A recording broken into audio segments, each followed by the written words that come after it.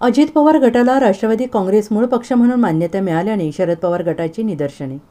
निवडणूक आयोगाकडून राष्ट्रवादी काँग्रेस पक्षाचे नाव आणि चिन्हावर निकाल जाहीर करत मोठा आणि ऐतिहासिक असा निर्णय दिला गेला.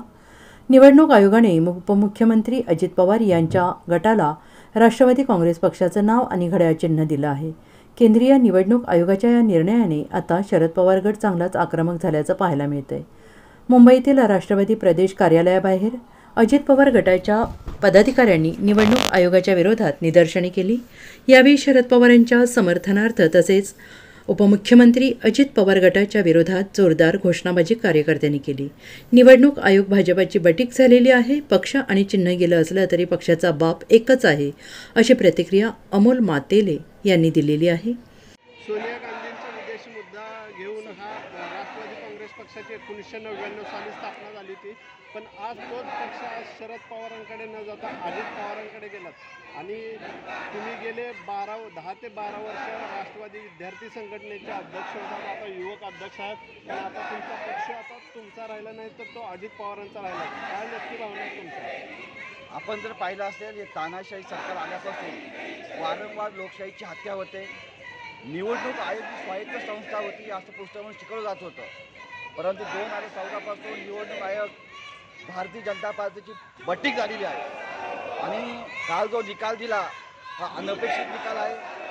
ज्या माणसाने रक्ताचं पाणी करून आदरणीय पवार साहेबांनी 1999 साली राष्ट्रवादी काँग्रेस पक्ष स्थापन केला, ज्यांना जन्म दिला राजकारणामध्ये, पवार साहेबांच्या नावामुळे अनेक वेळा निवडून आले, अनेक वेळा मंत्रिमंडळामध्ये मंत्री म्हणून काम केलं. हे सगळं होत असताना आज राष्ट्रवादी काँग्रेस पक्ष असेल आणि आमच्या पक्षाचं चिन्ह असेल जरी गेला असेल तर त्या पक्षाचा बाप एकच आहे, आदरणीय शरद पवार साहेब. आज या देशामध्ये, या राज्यामध्ये घरोघरी गल्ली गल्ली विचारलं संतप्त प्रतिक्रिया येतील. या निवडणूक आयोगाने ज्या पद्धतीने निकाल दिलेला आहे हा अनपेक्षित निकाल आहे, ज्याचा आम्ही धिक्कार करतो, निषेध करतो.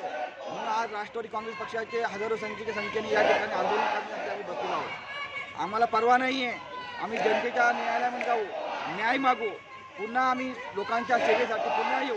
परंतु अशा पद्धतीने कोणातरी पक्ष तोडमोड करून ज्या मराठी माणसांनी पक्ष स्थापन केला, शिवसेना प्रमुख बाळासाहेब ठाकरे यांनी पक्ष स्थापन केला, त्यांचा देखील पक्ष फोडण्याचं काम केलं, त्यांचा देखील चिन्ह चोरण्याचं काम केलं, त्यांचा बाप चोरण्याचं काम केलं.